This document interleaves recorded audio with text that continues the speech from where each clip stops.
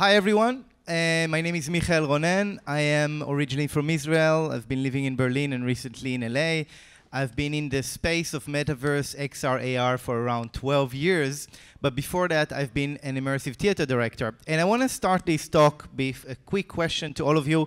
Just close your eyes and just open them or whatever you want. But just remember the last time that you played 100%. When was it? The last time when you were engaged in playing 100%? Was it somewhere in your early childhood, or was it just 1 hour ago? Okay? So keep this question to the end of the talk. So yeah, as we see here, Crypto Novo started with a CryptoPunk. We can see a 3D generated avatar and the real person. And this is part of what I'm going to talk about. So just shortly about my background. So I've been working as a theater director for around 15 years. Started doing a lot of immersive, interactive theater and live action role plays, site-specific. But somewhere around 2010, I started being engaged with location-based media. And later on, in 2015, I created this app called Splash that was capturing 360 videos in real time. It won South by Southwest. And later on, we pivoted to an AR app where you can actually play inside videos. You can create full body effects on people and also on yourself. And this app was acquired by Giphy. And what I learned from that was really interesting, that basically we are looking for new ways to engage with media. During the pandemic, during social distancing, I was experimenting with a concept called digital intimacy, where I tried to, early days on Clubhouse, where we were all still with our serious profile pictures with the tie, like in LinkedIn, I asked people that entered the room to change their profile pictures, in this example, to their early childhood self, and talk as their early child, or talk as their grandmother, or talk as a broken object in their house.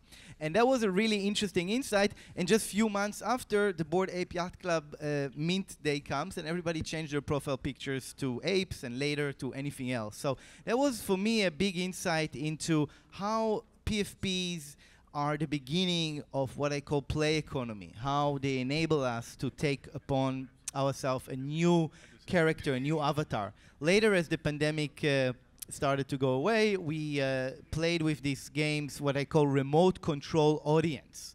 So each team member, play member, gets an earphone, and they get instructed to do different actions, like an escape room, if you want to imagine, or some type of a role play that is prompted. And again, I see a big correlance between what happened in the digital space in Clubhouse to what we did in this bar in Berlin. Later on, in the end of the pandemic, I was working with the Burning Man organization to do the virtual burn. And what was really interesting about that as well, that we took this concept of Clubhouse, of digital intimacy, and we created this virtual playa, if you know the Burning Man. So there's different camps, and in every camp, you can have different type of engagements. Once again, different tribes are being created, like in the Burning Man playa. And each one has an affiliation to one of those camps, one of those tribes. So my buddy calls me in the end of the pandemic, and he says, listen, the NFT space is coming. Let's try and figure a way we can create something to help people create their own identities. So we created Shaderverse, which is an open source, free program to create your own avatars or game items that are generative. So if you imagine art blocks, this is a generative tool for technical coders. So Shaderverse is an open source add-on for Blender, which is a 3D software for 3D designers to create their own avatars or play items. So what we are able to do here is to enable tribes to create their own 3D characters and then go to games like Fortnite or Roblox or any other Decentraland Spatial and bring their own avatars and game items that are coming from the same collection. So the question is, where is experience economy? As we know, there was the product economy and then the experience economy. So where is the experience economy heading? Some people define it as the play economy. And I recommend a lot of people here, this book Homo Ludens was written maybe 80, 90 years ago, but it's still really relevant because it tells us that play is something that we should really consider seriously. Play play went away during the Industrial Revolution for many, many reasons. They wanted us to sit in school and learn and prepare for the factory. But now, as we are going away from factories to remote work, maybe there's another opportunity to take upon ourselves those characters and enter the play economy.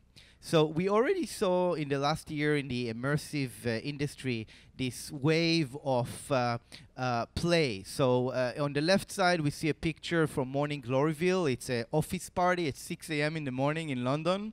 And that brings a different type of recreational team bonding to the workplace. In the middle, we see the School of Wizardry in Poland. It is a LARP that a lot of people come and play kind of Harry Potter characters. And on the right side, we see Rec Room with communities meet in real world, taking on those characters. So if you ask me, where is all this industry? Why are we all doing all these PFPs, NFTs, where it's all heading?